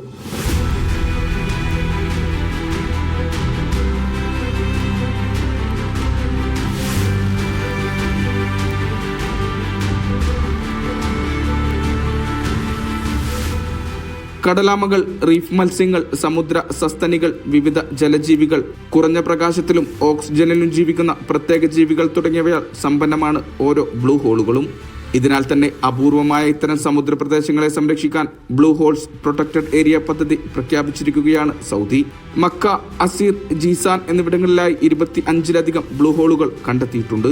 16,500 ചതുരശ്ര കിലോമീറ്റർ വിസ്തൃതിയിലാണ് ഇവ നിലകൊള്ളുന്നത്. പ്രകൃതി സംരക്ഷിത മേഖലകൾ വർദ്ധിപ്പിക്കൽ, ഇക്കോ ടൂറിസം പ്രോത്സാഹിപ്പിക്കൽ, ശാസ്ത്രീയ ഗവേഷണം ശക്തിപ്പെടുത്തൽ തുടങ്ങിയവയുടെ ഭാഗമായാണ് പദ്ധതി. Vishal Cherpulassery, media 1, Riyadh. വിമാനങ്ങൾ കൂട്ടത്തോടെ റദ്ദ് ചെയ്തതിൽ ഇൻഡിഗോയ്ക്ക് കാരണം കാണിക്കൽ നോട്ടീസ്. ഇൻഡിഗോ സിഇഒ പീറ്റർ എൽബർസിനാണ് കാരണം കാണിക്കൽ നോട്ടീസ്. ഇന്ന് വ്യോമയാന മന്ത്രാലയം വിളിച്ച യോഗത്തിന് പിന്നാലെയാണ് നടപടി. സജു തോമസ് ചെയ്തതിന്റെ വിശദാംശങ്ങൾ നൽകാനായി. സജു, കടുത്ത നടപടി ഉണ്ടാകുമെന്നുള്ള സൂചന നേരത്തെ തന്നെ ലഭിച്ചിരുന്നു. ഈ യോഗത്തിന് ശേഷം എടുത്ത തീരുമാനങ്ങൾ എന്തൊക്കെയാണ്? കാരണം കാണിക്കൽ നോട്ടീസ് നൽകിയതിന് ശേഷം ഇനി മറ്റെന്തൊക്കെ നടപടികളായിരിക്കും ഉണ്ടാവുക? അജീന, എന്തായാലും ഈ കഴിഞ്ഞ 5 ദിവസമായിട്ട് പ്രധാനപ്പെട്ട എല്ലാ സർവീസുകളും നിർത്തൽ ചെയ്തിരിക്കുകയാണ്. അതിന്റെ അടിസ്ഥാനത്തിൽ ഇന്ത്യയിലെ വ്യോമഗതാഗതമാകെ താറുമാറായിരിക്കുകയാണ്. അതുകൊണ്ടാണ് ഇന്നിപ്പോൾ ഇൻഡിഗോ സിഇഒ അടക്കം വിളിച്ചു വരുത്തിയ ഒരു ഉന്നതതല യോഗം ചേർന്നത്. ഈ യോഗത്തിന് ശേഷമാണ് ഇപ്പോൾ ഇൻഡിഗോ സിഇഒ പീറ്റർ എൽബസിന് ഇപ്പോൾ കേന്ദ്ര വ്യോമയാന മന്ത്രാലയം ഒരു കാരണം കാണിക്കൽ നോട്ടീസ് നൽകിയിരിക്കുന്നത്. നിരവധിയായിട്ടുള്ള വ്യോമയാന സർവീസുകൾ അതായത് വിമാനങ്ങൾ റദ്ദു ചെയ്തതിലും കൂട്ടത്തോടെ ഈ വിമാനങ്ങൾ എന്തുകൊണ്ട് റദ്ദു ചെയ്തു എന്നുള്ളത് വ്യക്തമാക്കാൻ വേണ്ടിയാണ് ഈ നോട്ടീസ് നൽകിയിരിക്കുന്നത്. ഇതുവരെ റദ്ദു ചെയ്ത വിമാനങ്ങളുടെ ടിക്കറ്റ് തുക യാത്രക്കാർക്ക് നാളെ വൈകിട്ട് 8 മണിക്ക് മുന്നോടിയായിട്ട് റീഫണ്ട് ചെയ്യണമെന്നാണ് കേന്ദ്ര സർക്കാർ നേരത്തെ നിർദ്ദേശം നൽകിയത്. അതിന് പിന്നാലെയാണ് കേന്ദ്ര വ്യോമയാന മന്ത്രാലയത്തിൽ റാംമോഹൻ നായിഡു ഇത്തരമൊരു മീറ്റിംഗ് വിളിച്ചു ചേർത്തത്. ഈ മീറ്റിംഗിന് പിന്നാലെയാണ് ഈ ഒരു നിർദ്ദേശം നൽകിയിരിക്കുന്നത്. പ്രത്യേകിച്ച് ഇൻഡിഗോയുടെ സിഇഒ പീറ്റർ എൽബസിനാണ് ഈ കാരണം കാണിക്കൽ നോട്ടീസ് നൽകിയിരിക്കുന്നത്. വ്യോമയാന മന്ത്രാലയം വലിയ നടപടികളിലേക്ക് നീങ്ങുകയാണ്. പ്രത്യേകിച്ച് ഇന്ത്യയിലെ വ്യോമഗതാഗതം കഴിഞ്ഞ 5 ദിവസമായിട്ട് താറുമാറായിരിക്കുകയാണ്. ഏകദേശം 4000-ലധികം വിമാന സർവീസുകളാണ് കഴിഞ്ഞ 5 ദിവസത്തിനിടെ ഇന്ത്യയിലെ വിവിധ സംസ്ഥാനങ്ങളെ റദ്ദു ചെയ്തത്. ഇതിൽ യാത്രക്കാർക്ക് വലിയ തോതിലുള്ള ബുദ്ധിമുട്ടുണ്ടായിരിക്കുകയാണ്. ഇന്ത്യയുടെ ഷെയർ കോടിക്കണക്കിന് രൂപയാണ് ഇടിഞ്ഞിരിക്കുന്നത്. ഈ സാഹചര്യമൊക്കെ മുന്നിൽ കണ്ടുകൊണ്ടുള്ള നടപടികൾ കേന്ദ്ര സർക്കാർ സ്വീകരിച്ചിട്ടുണ്ട്. അതിന്റെ പശ്ചാത്തലത്തിലാണ് ഇപ്പോൾ കൂടുതൽ നടപടികളിലേക്ക് കേന്ദ്രം ഇപ്പോൾ തുനിയുന്നത്. ഇൻഡിഗോ സിഇഒക്കാണ് ഇപ്പോൾ കാരണം കാണിക്കൽ നോട്ടീസ് അയച്ചിരിക്കുന്നത്. ഉടൻ തന്നെ മറുപടി നൽകണമെന്നും ഈ നോട്ടീസിൽ വ്യക്തമാക്കുന്നു. ശരി സജു, ഏതായാലും കടുത്ത നടപടിക്ക് ഒരുങ്ങുകയാണ് കേന്ദ്രം. വിശദാംശങ്ങളാണ് സജു തോമസ് നൽകിയത്. തദ്ദേശ തെരഞ്ഞെടുപ്പ് അങ്ങ് നാട്ടിലാണെങ്കിൽ ഇവിടെ കുവൈത്തിലും നല്ല പ്രചാരണ ചൂടുണ്ട്. വിവിധ രാഷ്ട്രീയ കക്ഷികളുടെ പോഷക സംഘടനകൾ നാട്ടിലെ തങ്ങളുടെ വോട്ടുകൾ ഉറപ്പിക്കുന്ന തിരക്കിലാണ്. പ്രവാസി വോട്ടുകളുള്ള നിരവധി പേരും വോട്ടിനായി നാട്ടിലേക്ക് പോകുന്നതിനുള്ള തിരക്കിലാണ്. തദ്ദേശ തെരഞ്ഞെടുപ്പിനെ കുറിച്ച് കുവൈത്തിൽ മലയാളി സമൂഹം എന്താണ് പറയുന്നത് നമുക്ക് നോക്കാം. നാട്ടിലെ പോലെ ഗൾഫ് രാജ്യങ്ങളിലും തദ്ദേശ തെരഞ്ഞെടുപ്പിന്റെ ആവേശത്തിലാണ്. ലോക്കൽ തെരഞ്ഞെടുപ്പിൽ പ്രവാസികളുടെ പ്രാതിനിധ്യം എത്രയാണ്? പ്രവാസികൾക്ക് ലോക്കൽ തെരഞ്ഞെടുപ്പുമായി ബന്ധപ്പെട്ട് എന്ത് കാര്യങ്ങളാണ് പറയാനുള്ളത് എന്ന കാര്യം നമുക്ക് കേൾക്കാം. ഇത് പഞ്ചായത്ത് ഇലക്ഷനിൽ കേരളത്തിൽ പ്രതിഫലിക്കാൻ പോകുന്നത് ഇടത് സർക്കാരിന്റെ വികസനം ഒന്ന് മാത്രമായിരിക്കും. കേരള ചരിത്രത്തിൽ തന്നെ ഇതുവരെ കാണാത്ത തരത്തിലുള്ള ഒരു വികസനമാണ് സർക്കാർ കാഴ്ചവെച്ചത്. അതിനുള്ള ജനങ്ങളുടെ മറുപടി, ജനങ്ങളുടെ ആ ഒരു പിന്തുണ ഈ പഞ്ചായത്ത് ഇലക്ഷനിൽ ഇടത് സർക്കാരിന് ലഭിക്കുന്നതായിരിക്കും. UDF-ന് എത്രത്തോളം ചാൻസ് ഉണ്ട് ഈ പഞ്ചായത്ത് ഇലക്ഷനിൽ? ഈ പഞ്ചായത്ത് ഇലക്ഷനിൽ ഇപ്പോൾ ഉള്ളത് 11-3 ആണ്. അത് എന്തായാലും മാറ്റം ഉണ്ടാവും. ഇപ്രാവശ്യം ഒരു 7 അല്ലെങ്കിൽ 8 7 ജില്ലാ പഞ്ചായത്ത് 9 വരെ പോകാൻ സാധ്യത. VD സജഷൻ പറഞ്ഞു 9 വരെ പോകാൻ ചാൻസ് ഉണ്ട് ഇപ്രാവശ്യം ജില്ലാ പഞ്ചായത്തിൽ. ഈ പ്രാവശ്യം ആര് കൂടുതൽ സീറ്റ് നേടുന്നതെന്നാണ് താങ്കളുടെ? ഈ പഞ്ചായത്ത് തെരഞ്ഞെടുപ്പ് പറഞ്ഞാൽ നാടുമായി വളരെ അടുത്ത് നിൽക്കുന്ന ഒരു സംഭവമാണ്. നമ്മുടെ നാടിന്റെ പ്രശ്നങ്ങൾ അറിയുന്ന, നാടിന്റെ കാര്യങ്ങളിൽ വളരെ ഇടപെടുന്ന ഒരു സർക്കാരായിരിക്കും, ഒരു മുന്നണിയായിരിക്കും വിജയിക്കുക. അപ്പോൾ ജനങ്ങളുടെ പ്രശ്നങ്ങൾ കൃത്യമായി പരിഹരിച്ച ഇടതുപക്ഷ ജനാധിപത്യ മുന്നണിക്ക് വലിയൊരു വിജയ സാധ്യത നമ്മൾ കാണുന്നത്. എന്താണ് നാട്ടിലെ അവസ്ഥ? എന്താണ് നിങ്ങളുടെ വാർഡിലെ അവസ്ഥ, പഞ്ചായത്തിലെ അവസ്ഥ? നാട്ടില് ഇപ്രാവശ്യം കുറെ പ്രത്യേകതയുണ്ട്. ഒന്ന് SIR-നുമായിട്ട് ബന്ധപ്പെട്ട വലിയ ചർച്ചകളാണ് നടക്കുന്നത്. പിന്നെ ഇപ്രാവശ്യത്തെ ഇലക്ഷന്റെ ഒരു പഞ്ചായത്ത് ഇലക്ഷന്റെ പ്രത്യേകത യുവാക്കൾക്ക് നല്ലൊരു ചാൻസ് കിട്ടി. കുറെ പുതിയ തലമുറയിലെ ചെറുപ്പക്കാരാണ് ഇപ്പം ഇലക്ഷനിൽ നിന്നിട്ടുള്ളത്. വളരെ നല്ല ഇലക്ഷൻ. എല്ലാവരും കാസർഗോഡുള്ള ആൾക്കാരല്ല. എന്താണ് കാസർഗോഡിന്റെ അവസ്ഥ? എന്താണ് കാസർഗോഡ്? പിന്നെ എനിക്ക് അങ്ങനെ പ്രത്യേകിച്ച് പറയാൻ ഇല്ല. പക്ഷേ കാസർഗോഡ് ജില്ലയിൽ പൊതുവെ UDF-നാണ് മുൻതൂക്കം എന്നാണ് സാധ്യത കൂടുതൽ. UDF-ന് തന്നെയാണ് സാധ്യത കൂടുതൽ. തീർച്ചയായിട്ടും ഇപ്പോഴത്തെ ട്രെൻഡ് നോക്കുമ്പോഴേക്ക്, ഇപ്പോഴത്തെ സാഹചര്യങ്ങളൊക്കെ നോക്കുമ്പോൾ തീർച്ചയായിട്ടും ജില്ലാ പഞ്ചായത്ത് അടുത്തുള്ള പല ഭരണം UDF-ന്റെ കയ്യിലാവുന്നതാണ്. തെരഞ്ഞെടുപ്പ് നടക്കുകയല്ലോ. ഒരു പ്രവാസി എന്നതിൽ എങ്ങനെയാണ് ഈ തെരഞ്ഞെടുപ്പിനെ കാണുന്നത്? തെരഞ്ഞെടുപ്പിനെ കാണുന്നതെന്ന് വെച്ച് കഴിഞ്ഞാൽ LDF-നാണ് മുൻതൂക്കം. അപ്പം എൻ്റെ വ്യക്തിപരമായ ഒരു കാഴ്ചപ്പാടിൽ LDF തന്നെ തീർച്ചയായിട്ടും ജയിക്കും. കാരണം സാമൂഹിക മുന്നേറ്റം ഉണ്ടാക്കാൻ പറ്റുന്നത് LDF സർക്കാരിനാണ്. സാധാരണക്കാരുടെ കൂടെ നിൽക്കുന്നത് LDF സർക്കാരാണ്. ഉറപ്പായും LDF തന്നെ എന്നാണ് എൻ്റെ വ്യക്തിപരമായ അഭിപ്രായം. നിലവിലെ UDF-ന്റെ പ്രശ്നങ്ങളൊന്നും തെരഞ്ഞെടുപ്പിനെ ബാധിക്കില്ല. ഒരു സംഭവങ്ങളും ബാധിക്കുന്നതല്ല. ഇപ്രാവശ്യം നല്ല ശക്തമായിട്ട് മുന്നോട്ടുള്ള നല്ല നീക്കങ്ങളാണ് ഇപ്പോൾ നടക്കുന്നത്. ഉറപ്പായിട്ടും ഇപ്രാവശ്യം UDF, ഞങ്ങൾ കോൺഗ്രസ് അധികാരത്തിൽ വന്നിരിക്കും. ഒരുതരം മടുപ്പ് നമുക്കെല്ലാവർക്കും വരുന്ന രീതിയിലാണ് കാര്യങ്ങൾ പോകുന്നത്. യഥാർത്ഥത്തിൽ ജനങ്ങൾക്ക് വേണ്ടി, ജനങ്ങളുടെ പക്ഷത്ത് നിന്നുകൊണ്ടുള്ള രാഷ്ട്രീയ പ്രവർത്തനങ്ങളാണ് നാടിന് ആവശ്യമുള്ളത്. തദ്ദേശ തെരഞ്ഞെടുപ്പിന്റെ ചൂടിലാണ് പ്രവാസികളും. കുവൈറ്റ് സിറ്റിയിൽ നിന്നും സലീം കോട്ടയിൽ, മീഡിയ 1. കേരളത്തിലെ തദ്ദേശ തെരഞ്ഞെടുപ്പ് ആവേശം പ്രവാസ ലോകത്തും ശക്തമാണ്. നാടിന്റെ ഭരണത്തിൽ തങ്ങളുടെ പങ്ക് ഉറപ്പിക്കാനായി സൗദിയിലെ യാംബുവിൽ നിന്നും നിരവധി പ്രവാസികളാണ് അവധിയെടുത്ത് നാട്ടിലേക്ക് യാത്ര തിരിക്കുന്നത്. നാടിന്റെ അടിസ്ഥാന വികസനമാണ് ഇവർ പ്രധാന ചർച്ചാ വിഷയമാക്കുന്നത്. കേരളത്തിലെ തദ്ദേശ തെരഞ്ഞെടുപ്പ് ആവേശം യാംബുവിലെ മലയാളി സമൂഹത്തിലും ഏറെ ചർച്ചാ വിഷയമാണ്. വോട്ട് രേഖപ്പെടുത്താനായി അവധിയെടുത്ത് നാട്ടിലേക്ക് പോകാനുള്ള തയ്യാറെടുപ്പിലാണ് നിരവധി പ്രവാസികൾ. നമ്മൾ ആഗ്രഹിക്കുന്ന ആളുകൾ, ആ ബോഡികൾ, ലോക്കൽ ബോഡികൾ അധികാരത്തിൽ വരണം, അവർ അധികാരത്തിൽ എത്തിക്കണം. അതിനുവേണ്ടി നമ്മളുമായി ബന്ധപ്പെട്ട ആളുകളെ മുഴുവൻ പോളിംഗ് ബൂത്തിലേക്ക് എത്തിക്കുക, നമ്മൾ വോട്ട് രേഖപ്പെടുത്തുക, തിരിച്ചു പോരുക എന്ന ലക്ഷ്യമാണ് ഈ യാത്രക്കുള്ളത്. സംഘടനകളുടെയും കൂട്ടായ്മകളുടെയും നേതൃത്വത്തിൽ നിരവധി തെരഞ്ഞെടുപ്പ് പരിപാടികളാണ് ഇതിനോടകം കഴിഞ്ഞത്. തങ്ങളുടെ നാടിന്റെ അടിസ്ഥാന വികസനമാണ് ഇവർ പ്രധാന ചർച്ചാ വിഷയമാക്കുന്നത്. കഴിഞ്ഞ കുറച്ച് കാലങ്ങളായിട്ട് നടന്നുകൊണ്ടിരിക്കുന്ന തദ്ദേശ സ്വയംഭരണ സ്ഥാപനങ്ങളിലേക്കുള്ള തെരഞ്ഞെടുപ്പിൽ എന്നും ഒരു ആധിപത്യം പുലർത്തുന്നത് ഇടതുപക്ഷം തന്നെയാണ്. ആ ഒരു ആധിപത്യം ഈ തെരഞ്ഞെടുപ്പിലും പൂർണ്ണമായിട്ടും ഉണ്ടാവുന്നുള്ള ഒരു ആത്മവിശ്വാസം ഇടതുപക്ഷത്തിനുണ്ട്. യാംബുവിൽ പ്രവാസികളായിരുന്ന പലരും ഇത്തവണ നാട്ടിൽ മത്സര രംഗത്തുണ്ട്. അവർക്ക് വേണ്ടിയുള്ള പ്രചാരണവും ഇവിടെ ശക്തമാണ്.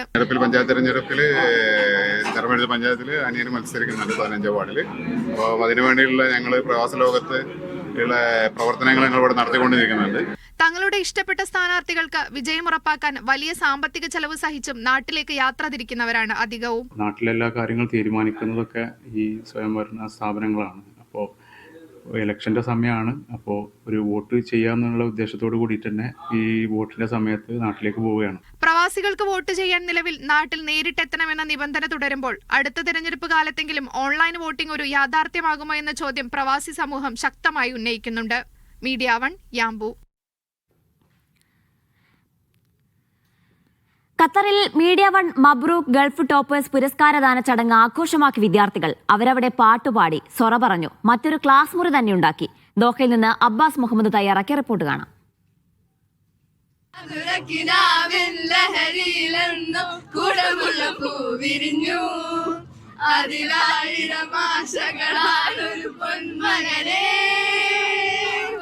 നല്ല ഒന്നാം തരം വൈബ്.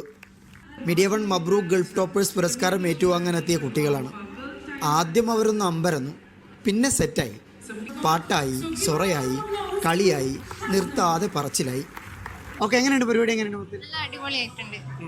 അടിപൊളി മാത്രമേ സൂപ്പർ ആയിട്ടുണ്ട്. നല്ലതായിട്ടുണ്ടായിരുന്നു. ഈ മെഡലിന് കനം കൂടുതലാണ്. നല്ലതായിരുന്നു, പക്ഷെ നല്ലൊരു കാര്യമാണ്. ആദ്യമായിട്ടാണോ ഇത്രയും വലിയൊരു ഇവന്റിൽ ഇത്രയും വലിയൊരു അവാർഡ് കിട്ടുന്നത്? ചെറുതാക്കോ? ഇല്ല, ആക്കണ്ട. അടിപൊളി നല്ലായിരുന്നു. നല്ല പ്രോഗ്രാം ആയിരുന്നു. വളരെ ഹാപ്പിയാണ് ഇതിന് പാർട്ടാവാൻ കഴിഞ്ഞതിന്. എന്താണ് ഇത് പരീക്ഷയ്ക്കൊക്കെ ഭയങ്കര ഒരു ചലഞ്ചൊക്കെ എന്തായിരുന്നു? ചലഞ്ച് കുറെ ഉണ്ടായിരുന്നു, പക്ഷെ അതൊക്കെ പാസ് ചെയ്തിട്ട് പരീക്ഷയ്ക്ക് നല്ല റിസൾട്ട് കിട്ടാൻ പറ്റി. അത് മാത്രമേ ഞാൻ ആലോചിക്കേണ്ടുള്ളൂ. ഞങ്ങൾക്ക് പ്രഷറും പ്രീ ബോർഡ് മാർക്സ് ഒക്കെ ഭയങ്കര ഇതായിരുന്നു. എങ്ങനെയുണ്ട്? പിന്നെ നല്ല എളുപ്പമായിരുന്നു. നിങ്ങൾ എങ്ങനെ പ്രഷറൊക്കെ ഉണ്ടായിരുന്നു, പക്ഷെ ഹാർഡ് ടൈംസ് ഒക്കെ കടന്നുപോയി. ഇങ്ങനെ ഒരു നല്ലൊരു ഇവന്റിൽ വന്നിട്ട് ഇത്രയും നല്ലൊരു സ്പെക്ടാക്കുലസ് ഇവന്റിൽ ഇത്രയും നല്ലോണം മേടിക്കാൻ പറ്റിയ സന്തോഷമുണ്ട്. അതാണല്ലോ ഇത്രയും ഹാർഡ് വർക്കിന്റെ ഒക്കെ എല്ലാത്തിന്റെ സക്സസ്. സന്തോഷം. നല്ല പരിപാടിയിൽ ഇത് വാങ്ങാൻ പറ്റിയ ഒറ്റ വാക്കിൽ സന്തോഷം. ഒരേ ബെഞ്ചിലാണോ? ഞങ്ങൾ രണ്ടുപേരും ഒരു ബെഞ്ചില്. ക്ലാസ്സിലെല്ലാവരും പഠിച്ചിട്ടുണ്ടായി. ക്ലാസ്സിൽ എല്ലാവർക്കും മോസ്റ്റ്ലി എല്ലാവർക്കും ഉണ്ട്. നേരത്തെ പ്രതീക്ഷിച്ചിരുന്നു? ഇല്ല, പ്രതീക്ഷിച്ചില്ല. പക്ഷെ നന്നായിട്ട് എക്സാം എഴുതിയാലും, പക്ഷെ ഞങ്ങൾ ഇങ്ങനെ പ്രതീക്ഷിച്ചില്ല. ഇഷ സുഫീർ, ഹംന ആസിഫ്. നല്ല രസമുണ്ടായിരുന്നു. എല്ലാം എന്താ പറയാ, അവാർഡ് കിട്ടിയ കുട്ടികളൊക്കെ കാണാൻ പറ്റില്ലേ? ഒരു പ്രൗഡ്നെസ് ഉണ്ട്. 10ാം ക്ലാസ്സിൽ പഠിച്ചോണ്ട്. നേരത്തെ പ്രതീക്ഷിച്ചിരുന്നു? ഇല്ല, തീരെ ഇല്ല. നമ്മൾ ലാസ്റ്റ് മിനിറ്റ് പഠിച്ചത്, പക്ഷെ കിട്ടി. എങ്ങനെയോ കിട്ടി. ഇടയ്ക്കൂടെ കയറി പഠിച്ചു, പിന്നെ കിട്ടി. ഞങ്ങളെല്ലാവരും ഞങ്ങളെല്ലാവരും ഒരുമിച്ച് ലാസ്റ്റ് മിനിറ്റ് പഠിച്ചത്. ഇതൊന്നുമില്ല, നമ്മൾ ട്രൈ ചെയ്ത് എടുത്ത്, അത്രേ ഉള്ളൂ. നല്ല രസമുണ്ടായിരുന്നു. ഒരു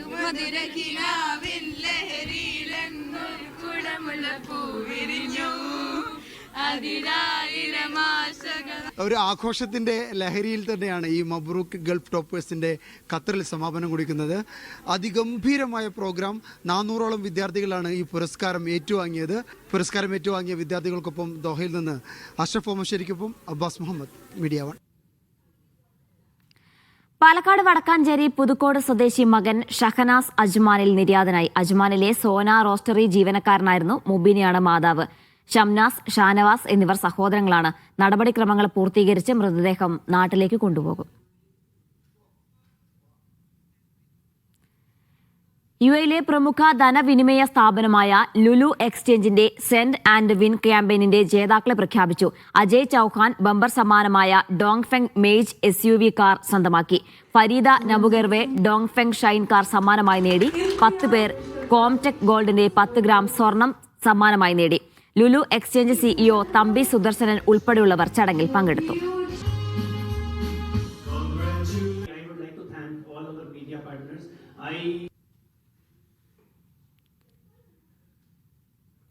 ഭിന്നശേഷിക്കാർക്കുള്ള ലോക സെയിലിംഗ് ചാമ്പ്യൻഷിപ്പിന് ഒമാനിൽ ആവേശത്തുടക്കം. അന്താരാഷ്ട്ര സെയിലിംഗ് ഫെഡറേഷന്റെ നേതൃത്വത്തിൽ നടന്ന 3 ദിവസത്തെ പരിശീലന പരിപാടിക്ക് ശേഷമാണ് മത്സരങ്ങൾ ആരംഭിച്ചത്.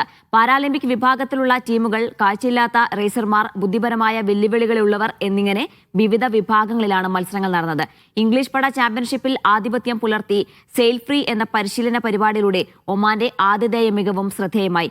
പരിശീലന പരിപാടി നാവികർക്കും പരിശീലകർക്കും റേസ് ഉദ്യോഗസ്ഥർക്കും മികച്ച അനുഭവമായി. ഡിസംബർ 8 വരെ ചാമ്പ്യൻഷിപ്പ് തുടരും. ഒമാനിലെ പ്രമുഖ പഴം പച്ചക്കറി മൊത്ത വിതരണക്കാരായ അൽദല്ല ഗ്രൂപ്പിന്റെ റീറ്റെയിൽ ഔട്ട്ലെറ്റ് സലാലയിൽ പ്രവർത്തനം ആരംഭിച്ചു. സലാലയിലെ 3ാമത്തെ ഔട്ട്ലെറ്റാണ് ഔഗതിൽ തുറന്നത്. സലാലക്കടുത്ത് ഔക്കത്ത് ഷിമാലിയിൽ സലാല മാളിന് സമീപത്തായി ആരംഭിച്ച ഔട്ട്ലെറ്റിന്റെ ഉദ്ഘാടനം അലി ഈസ അലി അൽ മർദൂഫ് നിർവഹിച്ചു. ചെയർമാൻ കബീർ കടമലയും പ്രത്യേക ക്ഷണിതാക്കളും സംബന്ധിച്ചു. കട്ട് ഫ്രൂട്ട്സും ഫ്രൂട്ട് ബാസ്ക്കറ്റും ഫ്രൂട്ട്സ് കാർവിംഗുമാണ് ഇവിടുത്തെ പ്രത്യേകത. ഡേറ്റ്സ് ആൻഡ് നട്ട്സിന്റെ വലിയ ശേഖരവും ഒരുക്കിയിട്ടുണ്ട്. വളരെ സന്തോഷമുണ്ട്. നമ്മളിന്ന് 3ാമത്തെ ഔട്ട്ലെറ്റാണ് ഇവിടെ സലാലയിൽ ഫ്രൂട്ട്സ് ആൻഡ് വെജിറ്റബിൾ റീറ്റെയിൽ രംഗത്ത് നമ്മൾ തുടങ്ങിയിരിക്കുന്നത്. ഈ ഔട്ട്ലെറ്റിൽ എന്ന് പറഞ്ഞാൽ all types of fruits and vegetable, wide varieties of fruits and vegetable available ആണ്. അതുപോലെ ഈ ഔട്ട്ലെറ്റ് നമ്മൾ ഓൾ വെറൈറ്റീസ് ഓഫ് ഡേറ്റ്സും നട്ട്സും നമ്മൾ ആഡ് ചെയ്തിട്ടുണ്ട്. റീസണബിൾ പ്രൈസിൽ നമുക്ക് അർസാദ് ഫാമിലെ എല്ലാ ഐറ്റങ്ങളും ഇവിടെ നമുക്ക് അവൈലബിൾ ആണ്. ഒരു വെറൈറ്റി എന്ന് പറയുകയാണെങ്കിൽ നമ്മൾ ഫ്രൂട്ട് കട്ടിലാണ് നമ്മൾ ഫോക്കസ് ചെയ്യുന്നത്. ഫ്രൂട്ട് ഡിസൈൻ അത് നമ്മൾ കൂടുതലായിട്ട് ചെയ്യാൻ ഉദ്ദേശിക്കുന്നത്. ഇൻഷാ അല്ലാഹ് അത് ജനങ്ങൾക്ക്, അറബികൾക്ക് വളരെ ഈസി ആയിട്ട് ഒരു ഗസ്റ്റ് വന്നാൽ അത് കൈകാര്യം ചെയ്യാൻ പറ്റുന്ന ഒരു അവസ്ഥയിലാണ്. പ്ലസ് നമ്മുടെ ഓൺ ബ്രാൻഡായ സലാല കോക്കനട്ട് ഓയിലിൻ്റെ പ്രൊഡക്ട്സും ഇവിടെ അവൈലബിൾ ആയിരിക്കും. നമ്മൾ ഈ അടുത്തായിട്ട് തുടങ്ങിയ കുർമർ എന്ന് പറഞ്ഞ ഓർഗാനിക് ചിപ്സിൻ്റെ ഐറ്റംസും ഇവിടെ അവൈലബിൾ ആയിരിക്കും. സൂൺ നമ്മളൊരു 3 monthsനുള്ളിൽ 2 more outlets വീണ്ടും ഇൻഷാല്ലാ സലാലയിൽ ഓപ്പൺ ചെയ്യുന്നതായിരിക്കും. So by next year you can expect some more retail outlets in Muscat also. നേരിട്ട് ഇറക്കുമതി ചെയ്തതിനാൽ മിതമായ നിരക്കിൽ ഏറ്റവും ഫ്രഷായി നൽകാനാവുമെന്നും അദ്ദേഹം പറഞ്ഞു. ഉദ്ഘാടന ചടങ്ങിൽ പൗരപ്രമുഖരും കമ്മ്യൂണിറ്റി നേതാക്കളും സംബന്ധിച്ചു. Media 1 Salalah. സൗദിയിലെ പ്രമുഖ ബിസിനസ് കൺസൾട്ടൻസിയായ എമറാൾഡ് ഗ്രൂപ്പിന്റെ പുതിയ ശാഖ ദമാമിൽ പ്രവർത്തനം ആരംഭിച്ചു. സൗദിയിലെ ബിസിനസ് സംബന്ധമായ എല്ലാ സേവനങ്ങളും സമയബന്ധിതമായും കൃത്യതയോടെയും പൂർത്തിയാക്കി നൽകുന്നു എന്നത് ഇവരുടെ പ്രത്യേകതയാണ്.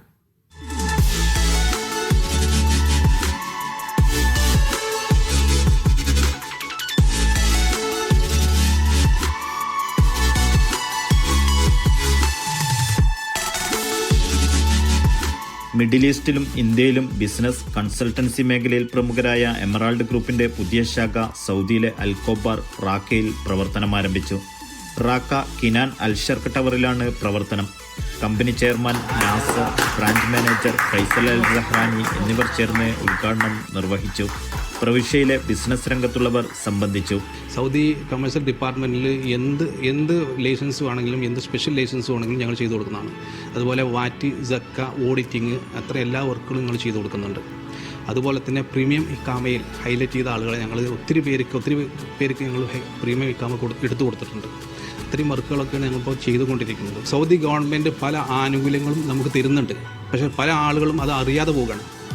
പല കസ്റ്റമറും വന്നിട്ട് ഞങ്ങൾക്ക് പല കംപ്ലയിൻറ്റുകളും കാര്യങ്ങളും പറയുമ്പോൾ ചെക്ക് ചെയ്യുമ്പോഴാണ് ഇവർക്ക് കിട്ടാവുന്ന ആനുകൂല്യങ്ങൾ ഇവർക്ക് വാങ്ങിയെടുക്കാം, അല്ലെങ്കിൽ ആരെങ്കിലും സപ്പോർട്ട് ചെയ്യാം ഇല്ല എന്നുള്ളൊരു ബുദ്ധിമുട്ട് മാത്രമേ അവർക്കുള്ളത്. അപ്പോൾ നമ്മളിതിന് സപ്പോർട്ട് കൊടുത്തു കഴിഞ്ഞാൽ തീർച്ചയായിട്ടും ഇതിൻ്റെ ഒരു ഗുണം ഇവർക്ക് കിട്ടുന്നുണ്ട്.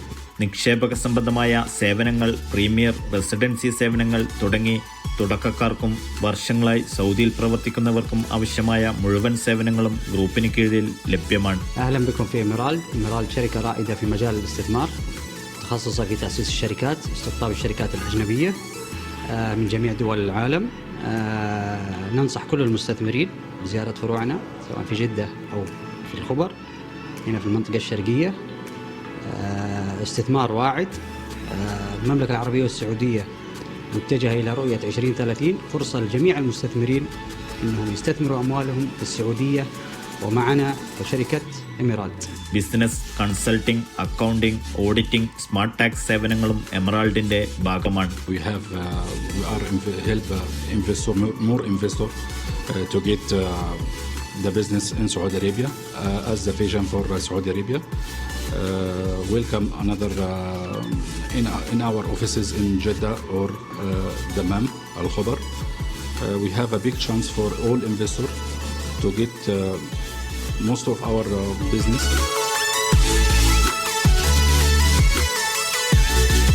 Media one, Dammam. തിരികെ വാർത്തകളിലേക്ക്. സൗദിയിലെ ലുലു ഗ്രൂപ്പ് നേരിട്ട് സമാഹരിച്ച് വിൽപ്പനയ്ക്ക് എത്തിച്ച തായ് ഉൽപ്പന്നങ്ങളുടെ പ്രദർശനം കാണാൻ തായ്ലാന്റ് വാണിജ്യ മന്ത്രി എത്തി. സൗദിയിൽ ഔദ്യോഗിക സന്ദർശനത്തിനെത്തിയ മന്ത്രി മുറബ ലുലുവിൽ ഒരുക്കിയ മേളയാണ് സന്ദർശിച്ചത്. തായ്ലാന്റ് ഉൽപ്പന്നങ്ങൾ സൗദിയിൽ പരിചയപ്പെടുത്തുന്നതിന്റെ ഭാഗമായാണ് മേള.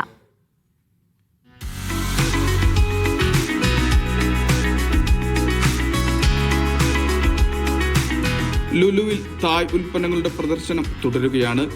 ലഭ്യമാകുന്നത് ലുലു ഗ്രൂപ്പ് നേരിട്ട് സമാഹരിച്ച ഉൽപ്പന്നങ്ങളാണ്.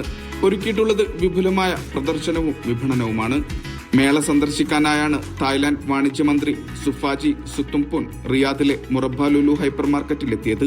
കൂടെ സഹമന്ത്രിയും മേളക്കെത്തി. 25 അംഗ തായ് പ്രതിനിധി സംഘവും പ്രദർശനം സന്ദർശിച്ചു. Saudi Lulu hypermarket director Muhammad Haris, director Syed Abdul Anees തുടങ്ങിയവർ സംഘത്തെ സ്വീകരിച്ചു.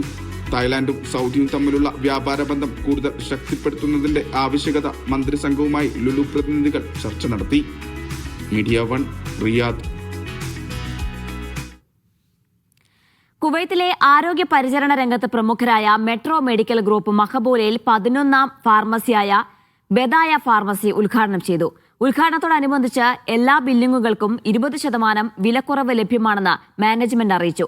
പരിചയസമ്പന്നരായ ഫാർമസിസ്റ്റുകളും ആരോഗ്യ വിദഗ്ധരും സേവനമനുഷ്ഠിക്കുന്ന പുതിയ ബ്രാഞ്ച് മികച്ച നിലവാരത്തിലുള്ള മരുന്നുകളും വെൽനസ് ഉൽപ്പന്നങ്ങളും ആവശ്യമുള്ള ഓവർ ദി കൗണ്ടർ സാധനങ്ങളും എളുപ്പത്തിൽ ലഭ്യമാക്കുന്നതിനായി രൂപകൽപ്പന ചെയ്തതാണ്. മെട്രോ മെഡിക്കൽ ഗ്രൂപ്പ് എല്ലാ മരുന്നുകൾക്കുമായി ഹോം ഡെലിവറി സേവനം ആരംഭിച്ചിട്ടുണ്ടെന്ന് മാനേജ്മെന്റ് അറിയിച്ചു.